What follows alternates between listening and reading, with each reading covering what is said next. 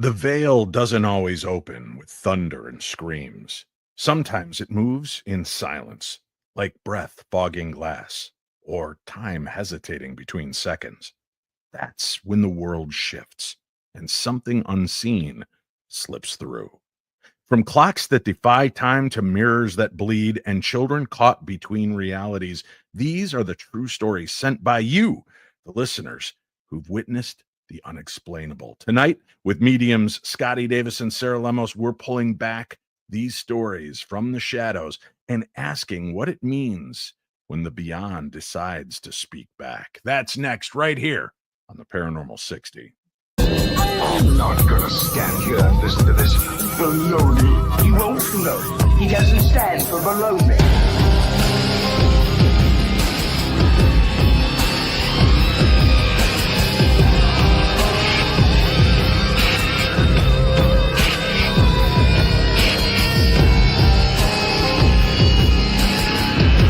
Sounds like a lot of supernatural baloney to me.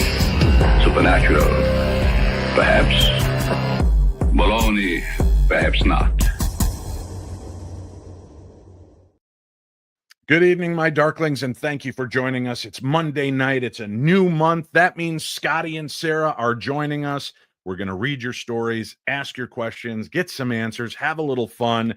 Before we do that, I want to mention a couple of really big announcements, and this is pretty cool. First of all, I know all of you have heard me mention it, but I'm going to keep mentioning it until the season finale. But my new TV show, Paranormal Mysteries, is on and available. Beacon TV. Look up streambeacontv.com to find out how you can stream it and what smart devices you can access the show. I'm back with Cindy Kaza and Shane Pittman from the Holzer Files, Ghosts of Devil's Perch, 28 Days Haunted. We are back together as a team and investigating a whole new set of files, this time curated by us. And we hope that you'll take us on your journey of life. Paranormal Mysteries every Friday night on Stream Beacon TV. And the season finale airs Halloween night. So we'd love for you to be a part of that. I also have something really exciting to mention. I took this year off from doing a trip abroad, but next year you can celebrate Halloween with me in Wales. Tickets are on sale right now at darknessevents.com. It is going to be an amazing adventure. So many great haunted locations, stories, and places we're going to get a chance to visit. And for some of you nerds, we're going to work in a little Doctor Who as well, because they do film some Doctor Who in Wales. And I'm looking forward to making a couple little stops along the way. But it is a paranormal adventure with me in Wales next October 2026. Go get in, because we are keeping it limited. I think there's only 25 people that'll be a part of this trip, and I'd like to have you there joining me. One other quick mention for you regarding upcoming things. The Up North Paracon is coming up as well. It is right here in the great state of Minnesota. And if you're interested in taking part in that, you can go check out darknessevents.com. And while you're there, sift around, because there's two other events to see Cindy and Shane and I this year. We're going to be at, actually three. We're going to be at the Shanley Hotel in Napanoch, New York on November 21st and 22nd. That's mine and Cindy's birthdays. We're going to be there for that weekend, having a great time. I think there's a few of the tickets that still remain, and maybe one of the hotel rooms. So if you'd like to come to Napanoch and go to the Shanley Hotel, one of the most haunted hotels I've ever had a chance to stay at, join us. The Shanley Hotel in Napanoch, New York. We also have two really kind of interesting events. You know, Cindy travels the United States, and she performs at comedy clubs on their nights off. So on evenings when they don't have comedians, she goes in and does gallery sessions and talks. Well, she's dragging along her brothers this time, and we are going to be in Lexington, Kentucky, and Atlanta, Georgia. We'll all three be on stage talking, sharing some of our favorite stories from investigating the paranormal, maybe some of our favorite evidence, and just having a good time. So I hope that you'll check that out. Again, every event I'm a part of, darknessevents.com. That's where you'll find out where I'll be, and most likely where Shane and Cindy will be as well. Let's get started with tonight's program, because we've got a lot of stuff to get to. Ladies and gentlemen, joining us right now, all the way from somewhere, is medium Sarah Lemos. Good evening, Sarah. Hello. Good to see you. Thank you for being here. Good to see you. I'm excited. Well, you know who else we need to bring into this little soiree? Yeah. Scotty the medium is here. Hey, Scotty. Hey, what's up, guys? Look at this. She's our she's the meat in our best friend sandwich here. Hey, girl. I like it. Yeah, look at this. Famous. We got a lot of cool stuff to talk about.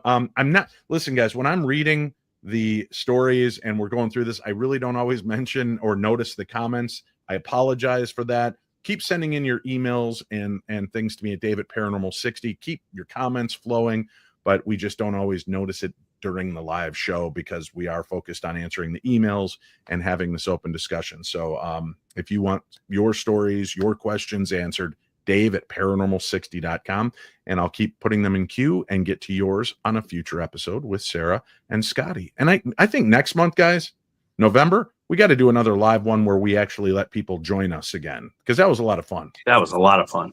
Yeah. Mm-hmm. So we'll do that. I hope you're both doing well. A lot of exciting things going on. We'll talk about those as the show moves forward. But let's get to a couple of these emails. And I picked some doozies, man. These are head scratchers. First one comes from Jamie in Portland, Oregon. Are you familiar with that area, medium Sarah Lemos? I sure am. That's right up the road for me. All right. Hey, Dave, Sarah, and Scotty. When my grandma passed away, her old mantle clock stopped at the exact minute she died. We all kind of smiled and thought it was poetic. 2 nights later, it started ticking again.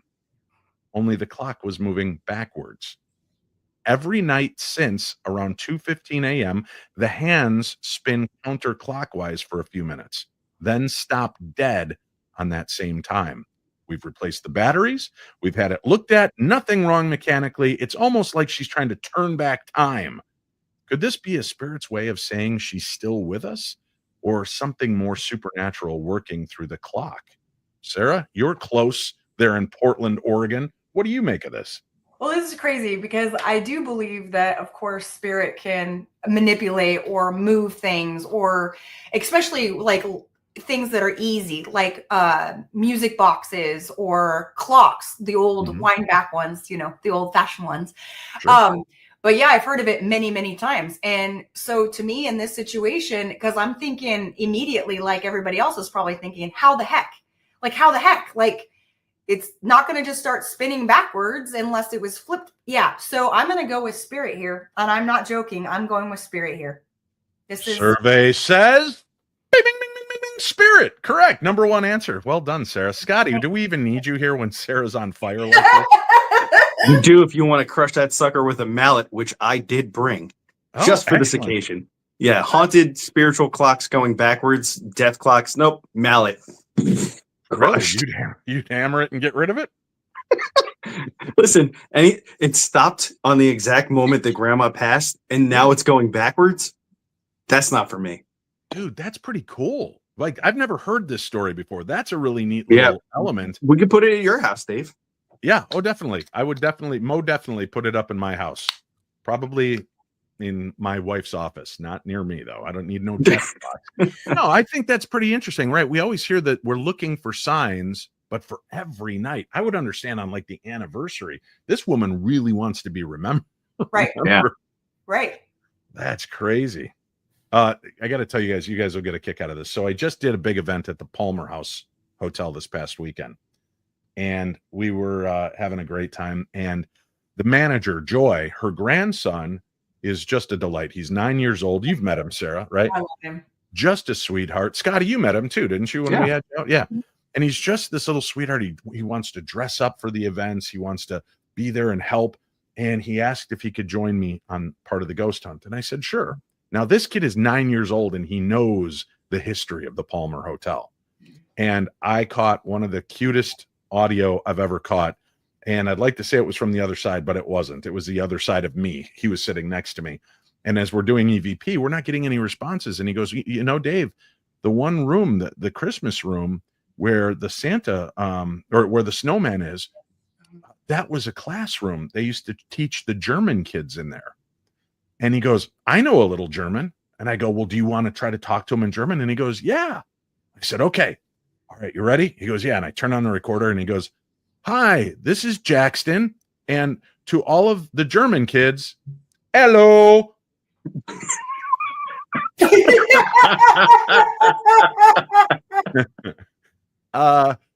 I waited a few minutes and I could, in the light, very low light of the whole area, because everybody's got their little K2 meters and lights. You could see everybody just get this beautiful little smirky smile on their face. Hello. So then I wait about a minute and then I go, Guten Tag, ich heiße Dave. Wie heißen Sie? Trying to speak what little German I still remember. And then people giggled because obviously I knew a little bit more. Hello. I don't That's think so hello is German. Although it does remind me when we did an event in Germany a number of years ago, we crossed over into Prague and we visited the Sedlec ossuary, which is this bone church. It's absolutely stunning. If you've never seen it, Sedlec, Sedlac ossuary or Sedlec bone church, look it up. Wow. Everything inside is decorated in skeletons and skulls, real body parts. They've stacked up. They've made shields. They've made candelabra. It's beautiful. It's just, it's Gothic. It's gorgeous. It's really neat. And when we were lined up to go in, out comes this group of like 8 and 9-year-olds that are there on a field trip, right? And the teacher comes out and she goes, look, American friends. And these adorable little kids keep walking by. Hello, friend. Hello, Americans. Hello, friend. Hello. And at the end of the line, as expected, are the troublemakers. And this one little kid's just got wild hair. He's just got that smirk on his face. And as they walk by and everybody's going, hello, hello, friends, he walks by and he goes, hello, bitches, and walks by. And we burst into laughter. And all the kids in the line started laughing. And the teacher's like, no, no, no. It's so great. Yeah. Hello, bitches. So, fun times, fun times. All right, let's see. We got some more stories here. We'll start off this one for Scotty the Medium. Oh. Hello, Darklings. I moved into a 1912 Craftsman home last year, and lately I've been hearing voices coming from under the living room floor. Not the walls, not the vents. It's coming up from the floor. I recorded it one night, and you can clearly hear a whisper say my name, followed by another voice saying, leave it buried. I've torn up a floorboard and found nothing but dirt. I don't feel threatened, but there's a heaviness in that room. Do you think it's tied to the land, a residual haunting, or something that just wants to be heard? So I was watching as you were telling the story, and the first thing that came to me was a buried Ouija board. And then I saw people doing a seance. And in particular, the room that I'm looking at is, and if they can, when they hear this, just confirm it. Like it's the room. If you walk in the front door to the very right, there's a room, and that's where you're having all the paranormal activity. When I was looking there, I could see a bunch of people holding like a seance, and I can't get a time frame on it, but I just see that they're all doing that. And then that there was some sort of burial of like a device, like a Ouija board or something. Deshaun from Atlanta, Georgia, if you are in the comments, let us know. I don't see a Deshaun as I'm looking through the people in here, but if you're under another clever little name and you can answer Scotty's question, let me know. Put it in caps so I can see it if you're there. So you think they buried like a Ouija board or some kind of divination tool? Yeah, I feel like, and it was really funny because if I didn't hear the rest of the story, I would have had the same inclination. Like that's exactly what I saw when he started telling the story. So they pulled up one floorboard. All that was there was dirt. Do you think they should dig a little bit? Or if they're being warned, leave it buried? Leave it buried, I would say. Nothing good ever comes of pulling all the wood off the door that the previous owner locked up, right? I guess. Yeah. Yeah, that's not a bad. What are your thoughts on this, Sarah? Are you going to tell Scotty he's nothing but a big old baby and definitely dig it up? No, it's exactly what I was hearing is like, it's almost like a voice from the past. Just in case you think you're going to go ahead and unbury it, they're there to remind you, leave it buried. Leave it buried. Leave the story buried. Leave the evidence. Leave it buried. Let me ask you both this, since you're going to bring up Ouija board, and this is kind of what you guys are leaning into. I've had some people ask me, they're like, I want to dispose of this Ouija board. And I'm like, well, you can always send it to Bob Murch at the Ouija Board Historical Society. You could send it to the Salem Witch Board. No, I don't even want this in my house. I want it gone. I don't want to ship it. I just want it out of here. Many people have said that they've taken it to lakes and thrown it into running water. Supposedly that traps the souls, or the souls can't cross running water. Do you guys know anything about that? Scotty? Yeah, that's like an old belief that souls couldn't cross water. That's why it was like safe for some spiritual people to be in between two rivers, because then the ghost couldn't get them. That's an old belief. I've seen ghosts cross water, so I don't know that I believe it. Okay. Interesting, though. What do you think, Sarah? I think it's really, really interesting. But I also, that's not how I would do it. So for me, it was like, oh, that's really interesting, but I just not how I would. I would have never thought of that. Yeah, I guess there's something to do with the current of the water that they believe that power, as long as it's not still water, is what I've always heard too. It's got to be moving water. So you can't just chuck it in a pond that's just kind of still. And then Jason will come. Yeah. You know, in Minnesota, at our Crystal Lake, they sunk a full-size Jason statue with the chain on his neck and the brick. So for divers that go down there, you'll see Jason Voorhees underneath the water. Yeah. There's all kinds of things wrong with that sentence. Most of it. No. What? Diving, Jason Voorhees, the whole thing. I'm out. And for that reason, I'm out. It's just Wow. not okay. That's the tap out right there. Done. Hey, before we go on to the next one, I do want to thank all of you, my darklings, far and wide. And I know some of you are coming in from out of state this following Saturday for the premiere of my documentary, The Outer Edge. And I'm so excited about this. We sold out. There are 4 seats, I think, that remain, and they are handicap accessible seats. You can always try to order those. I think there's only 4 seats left. So if you want to order, you can check and just Google Twin Cities Film Fest. Look up this Saturday, I think the 18th, and we're on at 9:30 at night. But there's a red carpet event beforehand. There is the showing of the documentary, and then a Q&A with me and the director and producer, and then an orgy. That's what I've been told. It's going to be a magical night. Don't judge. You got me with the last part there. I meant Oreos, not orgy. I'm sorry. I misspoke. Yeah, totally different kind of thing. I'll be there for the But very Oreos. exciting. Very exciting. I also have some interesting news. Coming up soon, we will be putting on sale a special event at the Palmer House Hotel. Not just the one I mentioned at the beginning of the show. That was me and Cindy and Shane. That'll be taking place in May of this year, 2026. But in June 2026, we're blowing the roof off the joint, and we're doing a psychic mediumship weekend. We have Diet Renee, we have medium Sarah Lemos, and we have medium Chris Fleming that are going to be a part of this. And there may be another guest or two announced, so to be announced. But tickets will be going on sale for that in a couple of weeks. But we are going to have a psychic awakening weekend, a fun weekend, different teachers, different kind of ways to do things. And I got to tell you, I know there are some of you that are skeptical of the whole, well, I don't have any mediumship ability, I have no psychic ability. How many of you have come to these events feeling that and walked away after one of these courses, you skeptics, and walk away blown away by the experience you've had? So don't count yourselves out, but we will be announcing 1 or 2 more special guests for that event, and that'll be taking place in June 2026. Guys, I got to tell you something. I never ask for readings for my friends, right?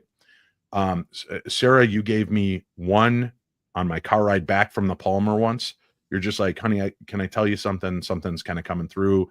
I don't usually just do that. If you don't want to hear it, that's fine. I'm like, no, go ahead. I don't like to be in public settings when I get a gallery or a reading, because I'm an emotional mess of a human being. And you really connected me with my mom, which was really, you're the only medium that's done that I've actually allowed to get in that way.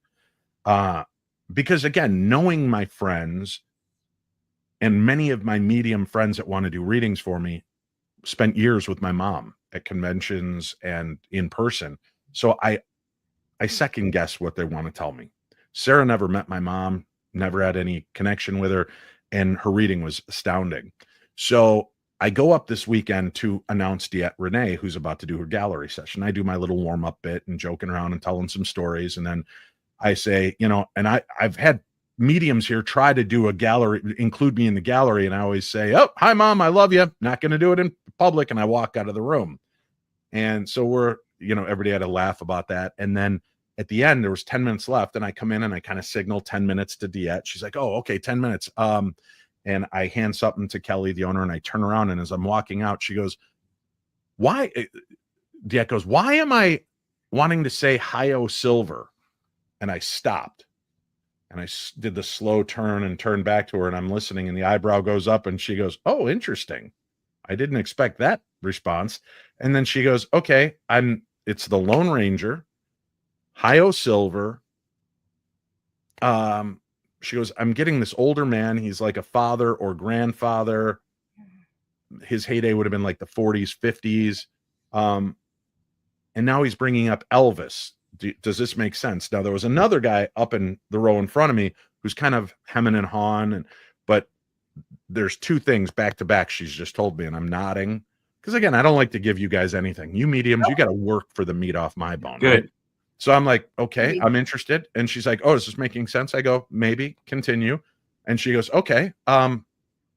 She goes, this guy wants to grab you by both sides of your face and just plant this big, wet, juicy kiss on you because it'll embarrass you. Does that make sense? And my jaw hit the floor. I'm like, okay. And she goes, there's a big move coming for you soon. And it's good. Everything's golden. And I'm like, interesting. Okay. So we're just kind of talking through this stuff. And then, we wrap up her little reading for me. And I go, I got to share something. And I said, this is mind blowing. And I said, for all of you that are probably thinking, oh, this was a setup to make her go out on a high note and look good. I said, I can show you the messages. I was just sitting at the table outside the room, which I always do during the gallery, make sure nobody's coming and going and being a problem. And Diet, I go, Diet, while you were in here doing the gallery for the first hour, I was texting back and forth with a friend of mine. And he's an artist. He's my oldest friend. I've known him since I was 4 years old. We're still close. But he paints these beautiful statues, and he does all the Universal Studio monsters. And he was showing me this really beautiful statue of George Reeves' Superman, where it has George Reeves in the Superman pose from the waist up, and it's on top of an old-time TV with the Superman logo on it. It's really beautiful. And I told my friend, I said, oh, that Superman's gorgeous. I wish I could afford to get one of those Superman and Lone Ranger statues. Lone Ranger, right? And he goes, oh, that's cool. Yeah, I would know the one for you too. He goes, that's a really pricey piece. I'm like, yeah, no, don't worry about it. And he goes, too late. I already bought you the Lone Ranger. So now check this out. This is where it starts getting weird. For those of you that are not watching, both of their mouths just went and popped open, which I love.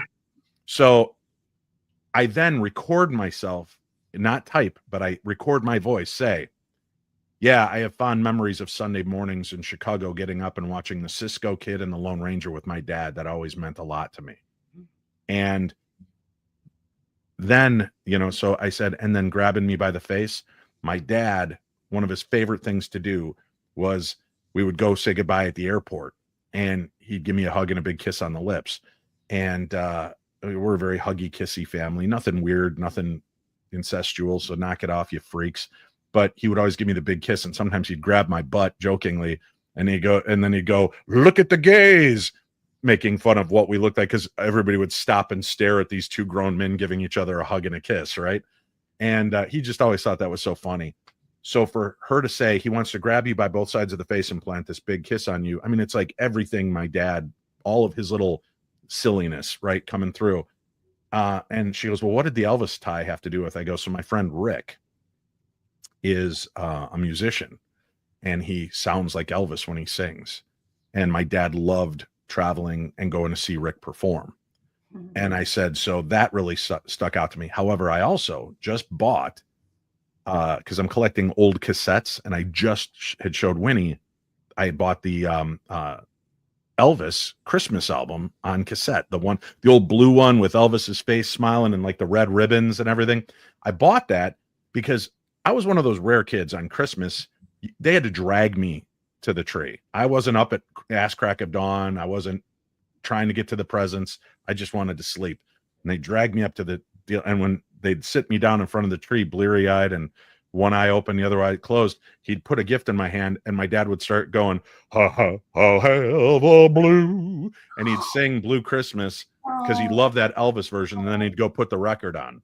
So we would open up gifts while listening to Elvis's Christmas. So it was just like so many overlaps. And then it unlocked another key memory for me, which was really kind of cool.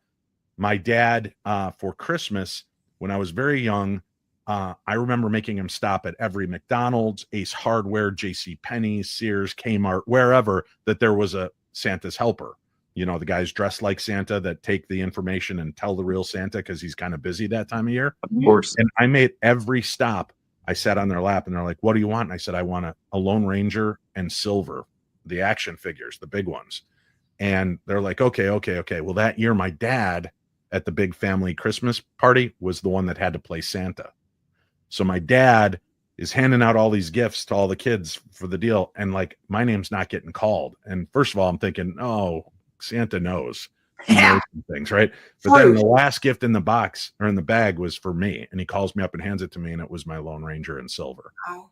So it's just like totally mind blown, right? I mean, is that not weird? So that to me means that your dad was watching your exchange with your friend, and it was really meaningful. And who knows if he even influenced a little bit so that you could bring up those warm moments of sitting with your dad and watching that TV show. And, you know, Sarah and I, I'm sure we feel the same way about a lot of stuff. Like, when it's your time for a message to come through, it could be somebody that you expected from, and a lot of times just somebody you don't. So it was really amazing because I've seen you pull yourself away from the reading so you don't get one. And this time you didn't have a chance. You kind of got cornered there. So it was meant to be. So, like, within an hour, I'm talking about the Lone Ranger with my friend, and she starts off with, as I turn around to walk out of the room, why do I want to say Hi-Yo Silver? That is wow. So your dad watched you have this conversation and then prompted your friend to go ahead and give you that reading. I mean, that's the way it works, and it's amazing. So I always tell folks when they talk about things that are kind of mundane, like a text message or you're watching a TV show or something like that, you need to remember they were there experiencing that with you. So that's really special. So even when you're just doing mundane things, Dave, your dad's with you. And that's really what he wanted to show you. Like, I'm always here. Yeah, the message is very clear, is I'm always with you. You think you're alone. You are not alone. We are right here, and we're going to prove it. Yep. Awesome. Yeah, it was cool. I knew she was great because I've watched her, like I've watched you two do gallery sessions and one-on-one sessions, and the way she impacts and affects people and brings through. But I'd never actually had a reading with her, and I never, like I said, I just don't go to my friends for that. I always feel like there's just too much. And most of you know that you would even question the message you're getting through is how much of it is your love for me and wanting good things for me, and how much of it is actually spirit, right?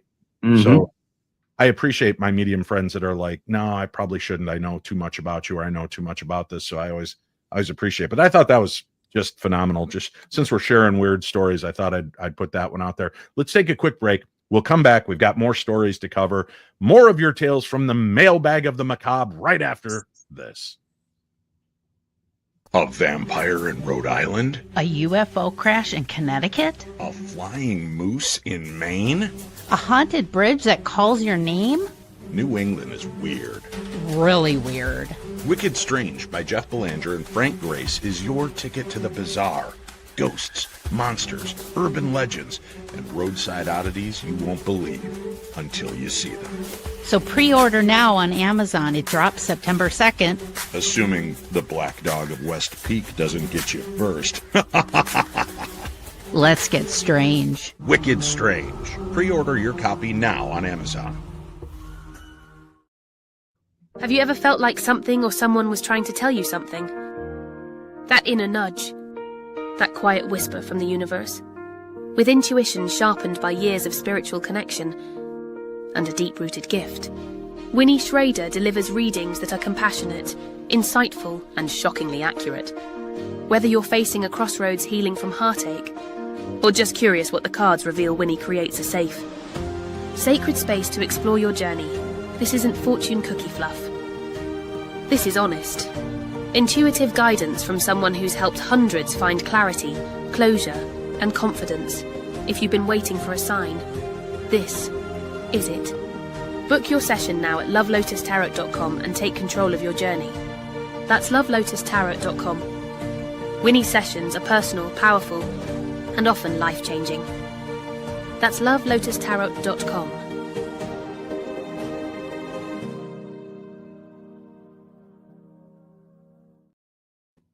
All right, we are back. And listen, if you want to learn more about mediumship and psychic abilities, communicating with your guides, talking to the angels, then you have got the right people right here. Medium Sarah Lemos, Scotty, the medium. They do courses, classes, readings, and I've got links for them in today's program guide. Do you guys get much response from our darklings? Do they reach out to you guys to get readings and bookings? Yeah. I had several. Yeah, absolutely. Excellent. Yeah. Good. Yeah, thanks everybody. Yeah, thank you. I'm always pleased to hear that our listeners are doing the right thing, queuing up to the good people that I bring on the show. Let's get to our next email from the mailbag of the macabre. We have passenger in my rear view. This comes from Clara in Austin, Texas.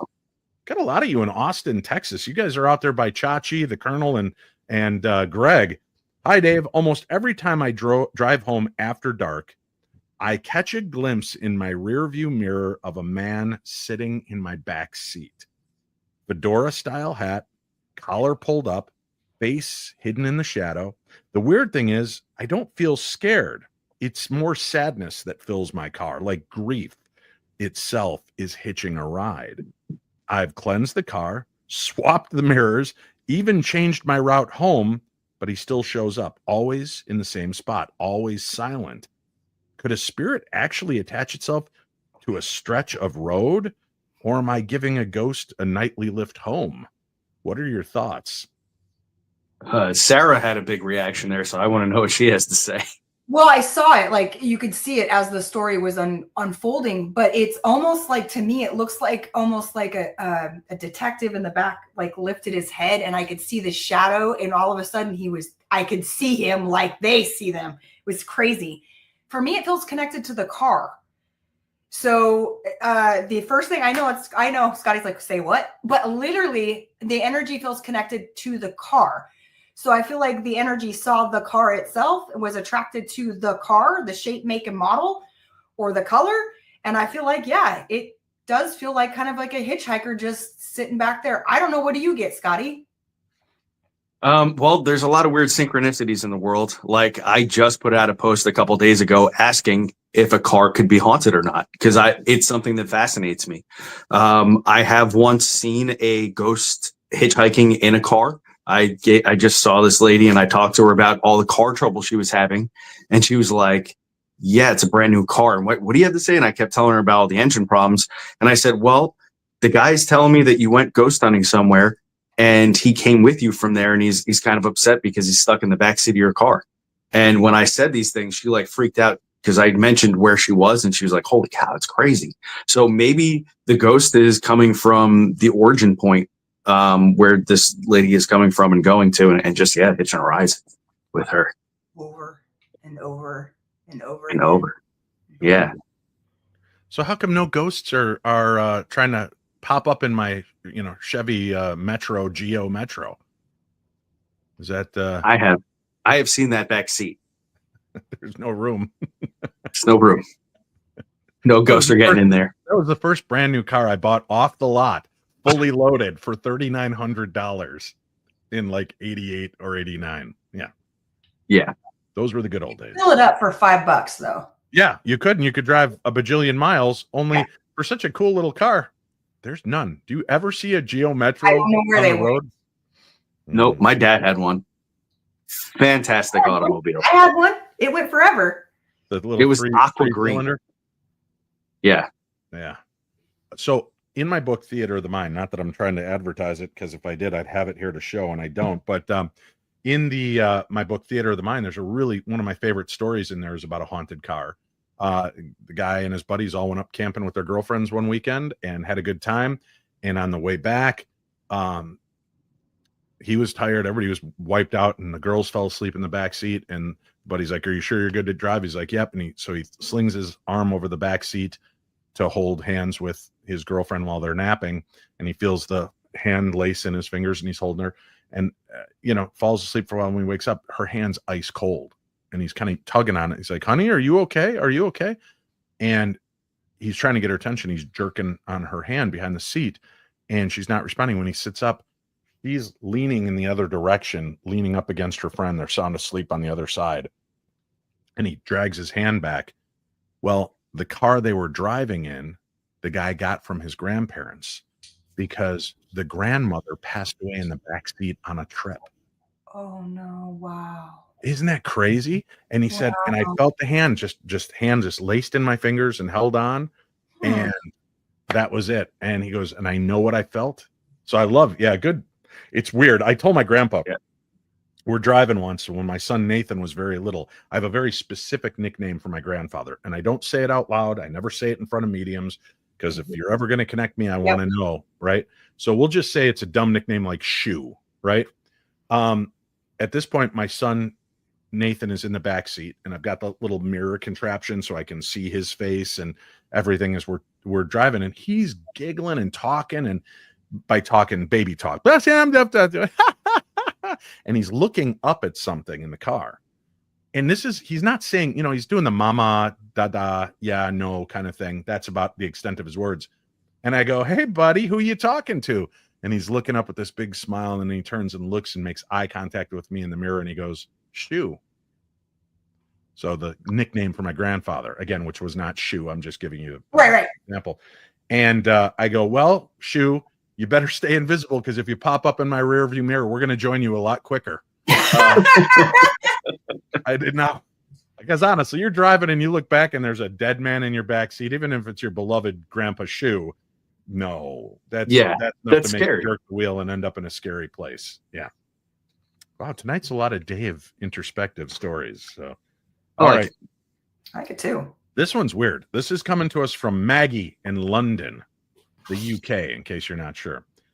Dear Dave and team. Maybe we should do a show together. Dave and the team. Yeah. My 7-year-old daughter occasionally just stops, like someone hit pause. She'll be mid-sentence, then freeze for up to 10 seconds, eyes open, breathing steady. The last time it happened, every digital clock in the house froze too. Mine, Alexa, even the baby monitor. After about 11 seconds, everything snaps back to normal, and she picked up her sentence as if no time had passed. Doctors can't explain it. Could this be some kind of time slip or psychic phenomena? It's kind of beautiful and terrifying at the same time. Maggie, I have to ask first and foremost, and I doubt you're in the chat room because it's probably 4 a.m. for you, but the one thing that jumped to my mind is, are you sure you're not having the experience where time freezes? She sees it. And you're seeing everything frozen in that moment. Are you hearing dogs out in the yard, lawnmowers going, people talking? Is everything else moving at a steady pace? Because if you're not noticing any other sound, you may be the one that's having these time slip moments. Maybe it has nothing to do with your daughter. I don't know. But that's just coming at it from a scientifical perspective, because I like to be scientificalist. Words is hard. Sarah, you seem to have kind of an interesting take on that. What did you think is going on with this young girl? Well, when you say young girl, but 7 would be a little early for the change. But like for me, that's kind of what we deal with as young women that are gifted or, have abilities. And sometimes we throw energy pretty strongly. We can throw energy and we can break TVs, we can stop watches, we can do all kinds of crazy things when we're going through the change and our energies are flowing a little crazy. But 7, that seems a little early for that to be coming on. So any poltergeist activity that would be occurring, 7 seems a little early for me, unless she's starting to do the change, and then this would make sense. But I also like what you said, Dave. It makes a lot of sense asking the question, whom is experiencing this? Who is actually experiencing this? That's scientific. Wow. I feel like we should all be wearing derbies and top hats if we're going to be all whoming it. Yeah. Yeah. Nice. Scotty, what's your thoughts? Very highbrow. Scotty, tell me the truth. Scotty, tell me what's happening here. Oh, I know you said you brought her to the doctor, but basically what it sounded like to me is some sort of seizures that are happening. And they're very tiny. But for me, it was both, because you gave it 2 components. You talked about her stopping And I've witnessed people do this, and they were tiny little seizures. But the other part of it is she may have some kind of ability that is generating enough PK to stop electronics around her. But again, yeah, I would just keep getting her checked out. That would worry me. That sounds much more like a medical issue than a psychic one. I will tell you, I had a really weird experience once when we were in Utah, Salt Lake City, at a convention. Josh Gates and I were there, along with Travis Walton from Fire in the Sky, that famous UFO abduction story. And Gates and I, we love Travis, and Gates and I are in the back listening to him talk. And I'll just give you, for instance, he's like, yeah. And then the light came down, and when it struck me, and he literally froze, and there was no noise, and the crowd didn't move, and he froze in place. And like, Gates is looking at his watch, and he goes, he's either back on that ship mentally right now, or this man's maybe having a stroke. And we both started to get up, walking towards him, thinking, oh man, is this a medical condition? But it was so weird. So he's like, yeah, the light beam came down in it. And after like a minute and a half of silence, he goes, seemed to engulf me and take me right up. It was the weirdest. It was literally like he just stopped and then picked up with the same inflection, the same tonality. But it had to be, I don't know, you say a minute and a half, that seems like forever. It is when you think it's an emergency. Yeah, we're all staring, and I'm like, what is going on here? But that was strange. And when we asked him, he didn't remember that. And I remember telling him, neurologically, you just might want to get that checked, because that could be a petit mal or a grand mal seizure, right? Although grand mal is the one that kind of throws you on the floor, spit and sputter, and the petit mal are the ones where you kind of just lock out. But he didn't. I wasn't close enough to see if he was breathing. But wow. Yeah, that was one of those moments that just kind of made what little hair I have stand up. And Gates and I talked about it. We talk about it still from time to time. I go, what do you think really happened, man? Do you think that he's told the story so many times. Does he get lost in it once in a while? Or do you think, in a way, his brain was maybe starting to remember something, and it kind of locked up? It could have been too traumatic to remember. Drama. Yeah, no thanks. Yeah, kind of crazy. All right. This one's always nice. You gotta always love a bleeding mirror story. And this comes to us from Carlos in Santa Fe, New Mexico. Hey, Dave. You've probably heard it all, but I swear this is real. One morning, my bathroom mirror started dripping what looked like blood.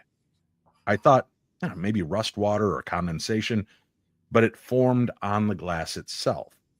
This happened 3 times in 1 week, each time right after I dreamed of my late father standing behind me saying, look closer. When I finally took the mirror down, it did the same thing at the glass shop while they were cleaning it. The workers refused to touch it again. What kind of energy could attach to a mirror that strong? Scotty, your face is worth $1 million. I've never seen you wince like that. What do you think is going on? Oh my God. All right. First off, for anybody who doesn't know me, I'm not a fan of mirrors because of ghosts. It's been a problem in my life since I was little. So I've always had a lot of trouble with mirrors and ghosts coming in and out of them. So whenever people send me stuff with mirror, it makes my mind melt, because I've seen so many terrifying things through that looking glass. The thing, I don't know what could physically make any kind of substance manifest. I was just talking with somebody about this. Dave and we've talked about this, about bleeding walls. So I don't know what can make a mirror bleed. All I know is that if you're having something about that dream with your dad where he's telling you to look closer, and if he's using that mirror as a way in and out of the house or to you, and there's blood appearing, maybe there's some kind of family DNA connection that he wants you to talk about. What I got. Yeah. Right. But that would seem to me to be more of a psychic moment, not a physical moment. Yeah, but we know that, like, from investigating extreme hauntings and stuff, right? They can manifest liquids. A lot of times water in strange places, blood in some cases, and other kinds of substances. So if it's strong enough to manifest that, that really not being the point being like, this is blood for a reason. Like, and I'm telling you to look deeper in your dream. So there might be something there. Dude, that's scary. I don't like any of that. Sorry. Medium Sarah Lemos, what do you think? So the same thing is like, I've never seen anything like that. Like I've seen the water, but I've never seen blood. Thank you. Or anything like that. But I do think it was a message. I do think it's look closer to the blood. So there might be something like illness or something they need to go a little further in, or it's in the blood. You're like me, like there's something in the blood. Look at the blood, look at how you're made, look at what could be going on. We have this illness, you might have this illness. There could be a lot of meaning. And for us psychic mediums, that's what we look for. We're constantly looking for where's the lines, where's the communication. And so here I feel like it was a way of communicating. It's pretty extreme way of communicating, but it was a way of communicating. Apportations, right? Apportations are things that appear out of nowhere. So right. Like blood streaks that start to run down your mirror from an unseen source, pennies that drop out of closets, right? Raining down pennies. And I know that sounds ridiculous, pennies from heaven, but it's true. You can go online and read about it. There's some of these cases. I know Dr. Barry Taff was involved in a investigation. He said literally in the pantry when they opened it up, pennies just were raining down out of nowhere. Condensation and moisture. As a matter of fact, I still take heat for this. On an episode of the Holzer Files, my kids laughed so hard. I was blown away. In this one house that we were in, when you didn't pay attention to the little girl's spirit, sometimes she made it rain inside the house. Wow. And they would talk about it, and it would do no damage, but water would be coming down from the ceiling. You'd go up and there's no water damage. There's no water damage below. They couldn't make sense of what was going on. And during the investigation, Shane and I were in this one room and we heard something. We walked out and we came back and there's water on the ceiling. This proof that words is hard. I point and I go, there is wet. And it made the episode and they kept it in the episode. And now my kids, whenever they'll see water somewhere, they go, there is wet, and mock me openly. That's my children. Good kids. Yeah. We'll be right back. Celebrity stuff. We got another story and some more fun stuff to discuss. We'll do that right after this. How are you, Darklings? This is Mark Lanou, innovator, musician, world traveler, and no stranger to the paranormal. Come take a journey with me through this place we call life by picking up my new book, Reality Was Once the Tapestry of the Dreamer. It is available at Barnes & Noble online and will soon be available through other vendors. Get your copy by following the link in this ad or by visiting my official website at markallenlanou.com. So apportation, things that appear out of nowhere and just exist like a ghost, right?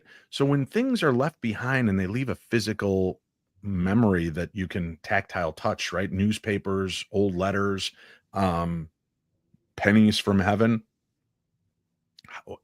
Do you have any clue as to how this happens?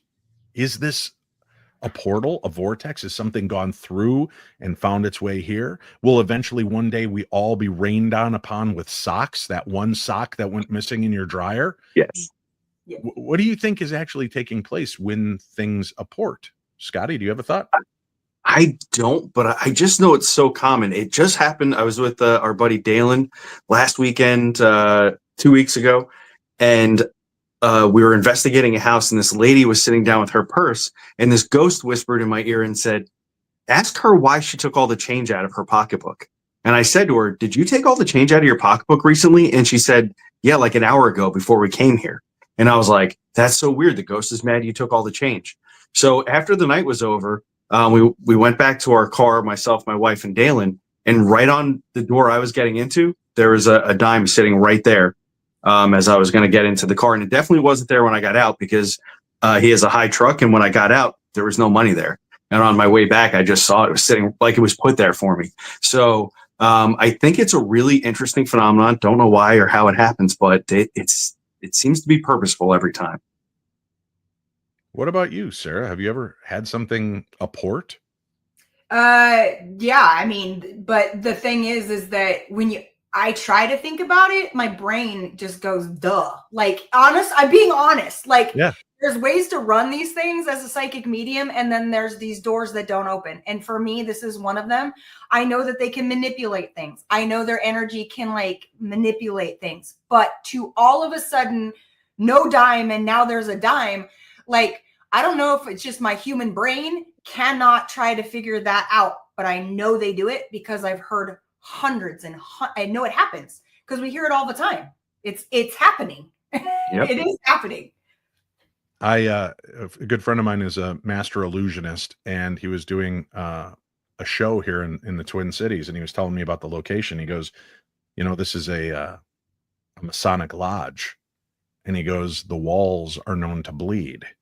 And I'm like, whatever. And he goes, no. And then later on, he texts me, he goes, watch the walls tonight during the show. Okay. So I went in and I looked at the walls, nothing on the walls, nothing going on. About halfway through the deal, I just kind of glance up again, and there are these beads of like red stuff dripping from the walls. And I go over and I'm looking at it and I'm thinking, now I'm trying to logically make sense. Maybe an animal got behind the wall and it's dead and the blood is seeping through, but why would it just seep through in little spots in those places? And then, I mean, it sure looked like blood. I didn't want to touch it, but I did. And it was that rust colored, goopy. It was weird. And I couldn't wrap my head around it. I'm like, what do you think? No, I didn't taste it, Scotty. No, I'll leave that to you, buddy. I couldn't make sense of it. I don't know what I was looking at. And I'm like, dude, that is crazy. Where's that coming from? I go, is that part of your illusions? He goes, no. He goes, sometimes I come here and it does that. Sometimes it doesn't. But holy cow. I don't know. Yeah. I mean, everybody's like, why didn't you get a sample and go take it in and get it tested? Because I didn't really expect it. And he told me when I was there. So yeah. But yeah, I'd love to know. I'd love to go back in and get a little sample and then take it in to see if it's blood or something else. Maybe it's the sap from the wood. Maybe it's old wood that as the heat and cold settles, maybe it squeezes out. But or like nicotine and tar from thousands of cigarettes over years. Who knows? Right. But there was no, like, when it was wiped off, when it's clean, you see no, like, you would think there are genesis spots where it began. Right. You'd wipe it away and there was nothing there. There was no proof that ever happened. It was very weird. Yeah, it's strange. Wow. We're going all the way to Nova Scotia, Canada. For our final story from Liam. Hi, Liam. Welcome, eh? Hey, Dave, Sarah, and Scotty. I'm just trying to speak Canadian, Scotty. If hello is German, A is Canadian. I think you don't have to be so sorry. Sorry. Last summer, my family took a trip to the coast. We all remember a little girl in a bright red coat playing by the water. She even waved at us. But when we got our photos back, she wasn't in any of them. A week later, while scrolling through, we noticed her reflection in the waves of one shot, clear as day, standing right where she'd been. Locals later told us about a child who drowned there in the 70s wearing, you guessed it, a red coat. Was she just replaying her last moment or reaching out to be remembered? Sarah? Oh, man. That's so cool. Why can't it be both, right, Scotty? Yeah. Why can't it be both? Why can't it be both? Yeah. You know, the family. Yeah. I'm sorry. Go ahead. No, for real though, right? Like, she sees a family. She's in that moment. She's having connection, and her story is being told again because they saw this, because they experienced, they asked a question, and her story was told again. Beyond the grave, her story is being told, and she's a happy young one playing in the water and enjoys families, clearly. Yep. That's what I was going to say. She just saw you guys, was like, wow, that's a nice family. And you know, who better to show yourself to than people that you'd want to be seen by or be a part of, right? And then you get to ask a question and like Sarah said, get to tell the story again, and it helps keep her alive in some kind of way. So that's really special, actually. Mm-hmm. Very cool. Special. Hey, let me give a quick PSA shout out. This is the time of year a lot of people like to go on Halloween tours, and they'll jump on a bus and do the 3-hour tour. A 3-hour tour. I would suggest to you, my friends, before you jump on any tour, try to look up their ratings. Try to look up what people have said about their tours. I've gone on a handful of tours for my life, and I've had probably half of them are really good and half of them are not really good. I remember when I first moved to the Twin Cities, about 91, I think. The girl I was dating, well, let's go on so we got her sister and her sister's boyfriend, another set of friends, and we went on this tour, and we sat in the back, and they take us around, and they're driving us through. And this is long before I was Darkness Dave, not fully outed for my love and fascination with the paranormal, but we're driving around, and each story was more a story of tragedy than a ghost story. Yeah. And they would end it. It'd be like, we're coming up. Okay. So here you'll look and you'll see that there's this ledge that goes down, and down on the bottom, there's a beach, and there was a man walking his dog, and it was kind of a light rainy night, and a car careened, launched over this railing, and landed, killing the man and his dog. All right. Our next stop. And we started going, and I'm like, well, that's just tragic. So our game at the end of that became, let's add a ghost story. So I'm like, and now on certain nights when the mist fills the air and the moon is right, you can hear a dog barking wildly and a man screaming for help. That's all that story needed, right? A little button up, right? Instead of, here is a site where One-Eyed Pete the pirate was known to eat marshmallows and chocolate on graham crackers. Our next stop is right there's. So read the reviews, please read the reviews, because I hate for you to spend. Some of you are spending $65, $75, $100 to do a tour. Read the reviews and make sure that you're getting ghost stories and it's an actual paranormal tour. There are some that are like paranormal gangster tours. So part of them are paranormal, part of them are talking about the gangsters in that area or other history involved. But just make sure if you're going for a paranormal tour, read about it, because some of them are definitely more rooted just in history and have nothing to do with the paranormal, other than, and once in a while people see a ghost and that's their ghost story. So just save your money, make sure you rate the reviews, and when you find a good one, rate and review it and share it. Let people know when you find a really good tour so that it can get out there. I know there are some really good tours out there, and we've had some of our guests on here who run tours that I stand by, and they've got tours all over the United States. So check them out for yourself and do that. You guys, I know we won't talk again till November. You guys have anything fun and exciting coming up in the month of October? Sarah? I'm just enjoying my time in October. This is the least busiest October I've ever had. And so I am having fun. I am dressing up in sheets. I'm doing crazy fun stuff because it's October. Yes, usually it's work, but it's been fun, and I need it. Awesome. Scotty, how about you? What do you have going on in October? Over on the Signal Network channel on YouTube, we're releasing new content every week for anybody who's looking for any paranormal investigations by adult-led teams is, I think, important. We're doing all kinds of cool stuff over there. October 25th, we're going to be going live from a movie theater in Huntington, PA. We filmed something there that was really cool. It's very haunted and historic. We're going to premiere the movie at the movie theater in Huntington, PA. And then we are going to ghost hunt there. So if anybody's out there near Huntington, PA, you can look it up. It's I'm going to always forget the name of it, but it's the 5 movie theater cinema right there in town. Come check it out. We're going to do an event there and ghost hunt after. So it's going to be fun. That's our October. Are there links and updates on your website so people can find both of you and know where to go see you at these things? Yes. Sarah? Promise. People listening can't hear your head nod. Yes, absolutely. Rattling those rocks around. Scotty gets more readings than I do because you nod on radio and he talks. What? Very cool. Well, guys, I always love catching up with you and sharing the stories. Thank you all, listeners around the world, for sharing your stories and being open to what we're able to share with you and uncover. And again, if you want classes on how to develop certain abilities, maybe you're not even interested in being a medium, but you want to be a part of a paranormal team, or you're leading a paranormal team. I always encourage, take classes on mediumship so that you understand what your medium's doing and how they're focusing, what they're doing to bring in these moments and have these kind of experiences. Because, again, that gives you a better, well-rounded look. And you might start to realize just how sensitive you might actually be when you take these courses and get readings. And I know this is the time of year a lot of people start feeling down because the holidays are coming. They're missing their loved ones. I know this is going to be a particularly tough one. My mom will have been gone 9 years this November. My dad, just passed 3 months ago.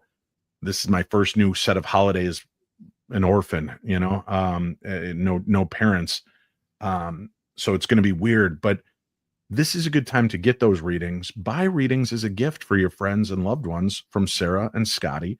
Take advantage of these readings, connect them. I, hand to God, firmly believe and trust in everything that they do when it comes to the paranormal. They are honorable people with great hearts and great passion. And I certainly tell you, this is the perfect gift for the person that has everything and you don't know what else to bring.